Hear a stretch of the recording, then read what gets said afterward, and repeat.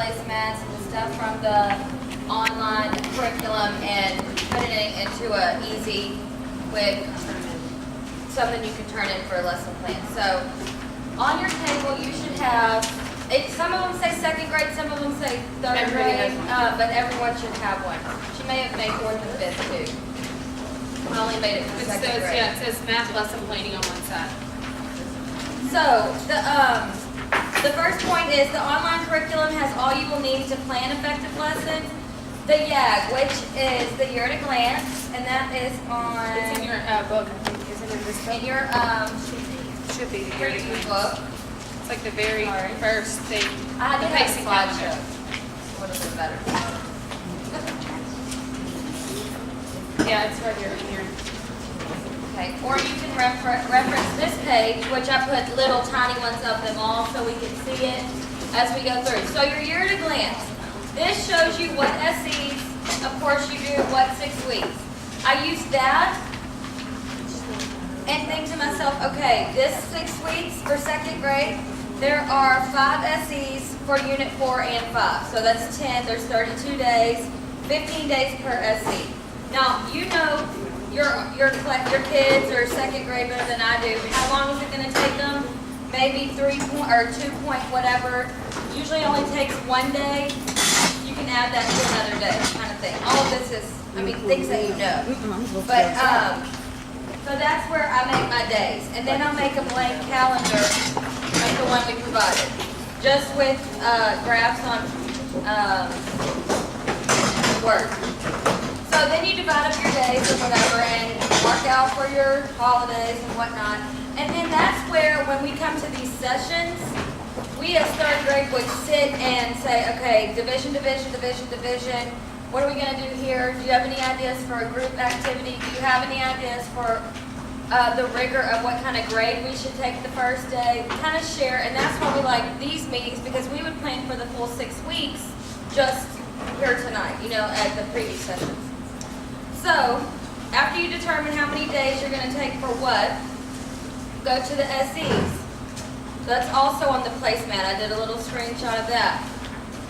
All of them are listed, and then all of them have a brief explanation and the common misconceptions. So that's just for you. That's just for your own information.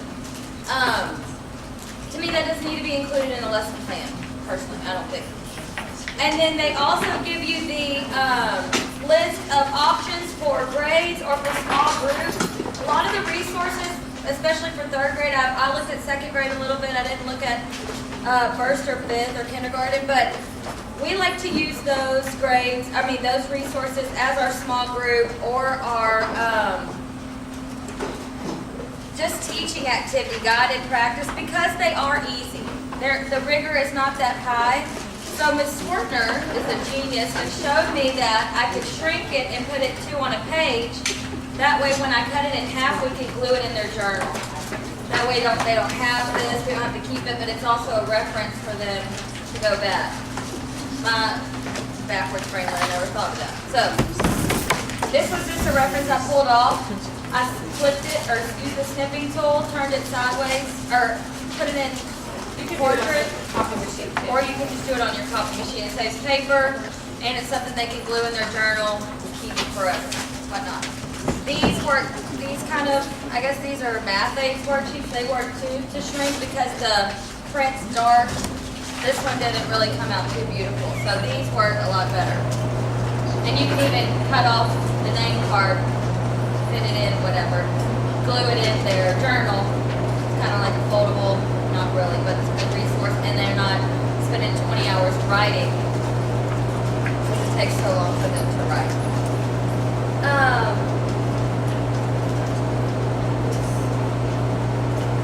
So the placemat includes the SEs, depending on the amount of SEs and the complexity of each one, you can decide how much time to spend.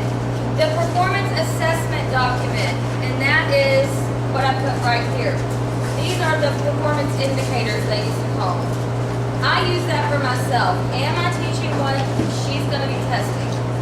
Or am I teaching to the rigor of the SE? Because in the past, have absolutely, they can multiply. I'm so confident they can do it. and I missed a section where it says, can they multiply with the area model? So this kind of keeps you in check on, did I teach it the way I was supposed to teach it to the extent that I was supposed to teach it? So this is just for you, and I'll look at it at the beginning, and then about halfway through, check yourself, while you're teaching it before you move on, and you're like, oh, okay, also we're going to go back because I forgot. That's happened to me before too. The elves. I put this together, and I can definitely email it because I never had my elves up. So I printed them all out, and I clipped the ones that I'm using. You don't have to write them every day. So I don't have to write them. 97 of them. And we don't have that many boards in our room, and it's not that big. And so I made this. Kind of covers it. They'll say that you had it up. Some teachers reference them. I don't know. Miss Hebert references them, and I think it's more of a reading thing to me. But you do it every day anyways. I mean, these are the processes that you take to teach any student, as well as your English language. The other thing I was going to show you that we put at the bottom of the page, just easy to have to stop writing, is the I can statements. I keep them on a magnet hooks. That way I can change them out daily. And put it together, you don't have to write on your board every day all the text that you're using. You just clip them up. It's all on teachers, big teachers. You can run for Or I every can subject. email you third grade, if anybody needs third grade. Miss Thompson, do you have fourth grade? I have fourth grade. She has fourth grade, so we can It do just that. saves yourself some time. You have to write so much stuff on the board. So if you look at this first page, the elves are on the placemat. The elves that you'll be using for each unit are on the placemat. I kind of put a little gray circle around it. These are the ones you'll suggested elves. These are not what you have to limit yourself to.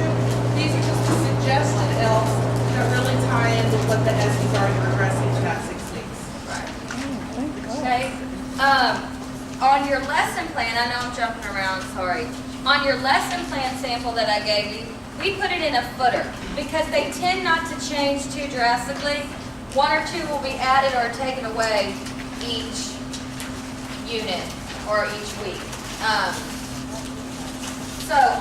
This is a sample lesson plan. I only teach math, so this is only math. We don't have this? Sorry, I'll come around. I only teach math, so this is all that I turned in.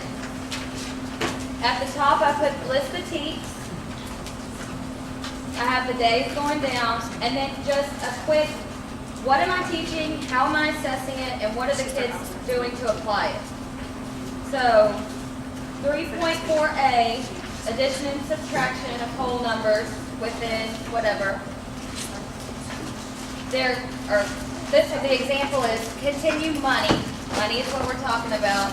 We're going to review the coins and discuss amounts, and we did that with pictures and actual manipulatives. And then they're doing a money worksheet. Okay. The next day we talked about a warm-up, which Ms. Swartner is going to talk about.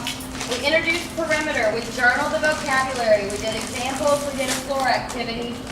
Brain Pop Junior quiz, the easy quiz, we give a lot just to see kind of what they know and where they are. It kind of gives us a placement because it's very simple. Like, do you know nothing about money, or do you know a little bit? Kind of a formative and written assessment that we don't take for a grade, but it's easy to print out quickly to test their prior knowledge. And then at the bottom, the last thing I was going to say, because you know what to include in a thing, is for our content mastery kids, we give our kids a number. So number 2, 9, 10, 11, and 12 are going to content mastery on these days for math. Our GT students are doing an enrichment activity based on the content, well, money that time. Usually it would have a description like my GT kids are doing page 685 of Go Math when the other kids are not. Just an enrichment activity. The 504 students, what are your accommodations that you're doing for them? Oral testing, extended time, preferential seating. That's all I have in my class. You would write yours dependent upon who's in your class. And then again, the else at the bottom. So this is all that we turn in. And of course, you could spread it to where you're reading ELAR, social studies, sciences, maybe do it this way or 2 pages. But I get all this information from the placement. So it's pretty easy. I leave my process standards up all year round. That was another point I wanted to make. I put a little picture. And it's kind of a motivator for them because we'll go back and they say that they can do something or they're able to, and that's inspiring to them. And that way I don't have to change them out all the time. So I have a little corner that I leave the point ones up all the time. And we were going to go over a warm-up. I'll let Ms. Swartner do that. But was there any questions about the lesson planning parts or any of that? Did it help? Are you like, we knew this? Anyways, this is what really helps us. Meeting with everyone across the district and going in and filling in, what are y'all doing? Do you have any ideas? We're memorizing multiplication facts this year. What are y'all doing? We're starting out division drawing for 3 days, making sure they get the basis of what it is to divide. That kind of thing, that helps. We weren't at the same school last year, so this is when we would come together and get it all cleaned out, and that way I knew, you know, on Wednesday or Thursday of next week, I need to find a worksheet on Monday. She's gonna find her own, I'm gonna find mine. Just so that we knew we were kind of on the same page, maybe taking different grades, but as far as what we were doing was the same. And we had it paced out for the whole 6 weeks. So really worked. One last thing. I know that everyone's in love with anchor charts this year, so I gave a little example. I Googled this one, 2nd grade, you're starting, whoever 2nd grade is, you're starting geometry. This is super easy. I have these hung in my room from C-Scope a couple of years ago. I printed them big on a monster thing, but you could draw this. It's easily drawn, and it's something they can do together. We recently did graphs together. I don't know if I brought it actually. It's still hanging in the room. But I did it with each of my 3 classes, and it takes the whole term, and they're involved, and I did their color shirts and put it into the 3 different kind of graphs that we had to learn to make. And it only took me 2 days to learn, for them to learn and master graphs because they did it on their own. They immediately went to create. You know what I mean? We had them create questions based on the 3 graphs that we drew together.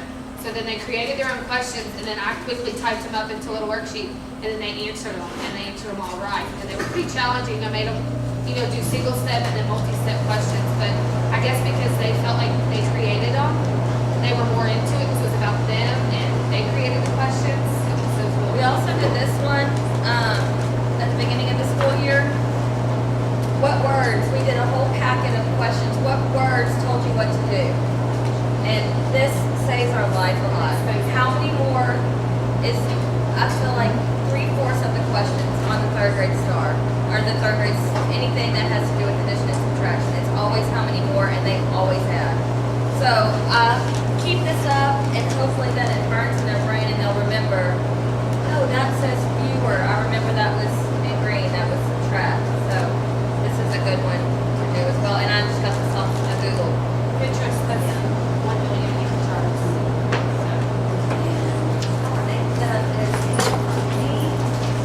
Oh, we did this today. I was going to bring it we're kind of just finishing out multiplication this week. It's a prayer model for classics. But they did really good. And I feel like it's kind of like they create something, show me that you know what I've been telling you for the past 2 weeks. So, that was it. And I brought journals, my kids' journals for you to see, in case you wanted ideas. And I can show you where they glue in the little shrunken worksheets. And then they can write on them. And they ask all the time, in reference to warm-up, can I go back and look at my journal? I remember we did it. And I'm like, yeah, absolutely. So that's why it's good to have that in there. As far as the warm-ups, this is kind of just an example of what I give my students every day. You do it Monday through Thursday, and it goes downward. And what it is just a total spiral review on everything we've taught this year. For some reason, rounding, I have never been able to master rounding with my kids. And this year they're getting it, but I guess it's because they do it every single day. And so I sent this, my sister having trouble having time to get grades, you know, when you're teaching all these kids and when you have time to take grades. So she shrunk it down to just 3 or 4 questions every day, and they turn it in on Friday, and she takes this for a grade because it's a spiral review, so it's a really good grade, and it shows you what your kids know and what they don't. All I did was I bought this file from Teachers Pay Teachers, and it's a fully editable file, and I edit it based on my kids. Least to greatest, greatest to least, things like that. So I brought some examples of that.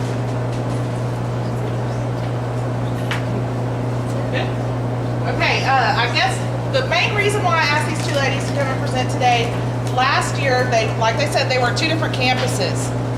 But they got here, they were usually the first ones that came to the preview sessions, and they left after secondary left, because they sat and they planned together the entire 6 weeks, and they had everything lined out and ready to go. So I wanted them to share how they did it so that we can have this preview session for that purpose, where it's not come, get a book, and go. So now that you see how they do their planning, maybe we can work together now to do a little bit more digging in deep. So with the people who are at your table and your grade level, let's go ahead and work together, see if we can work out a pacing or a plan that might work, looking at the resources that are there. Is there anything that needs to be edited? If you want to come and take a look at the materials that these ladies brought, then come on and help yourself. Leave.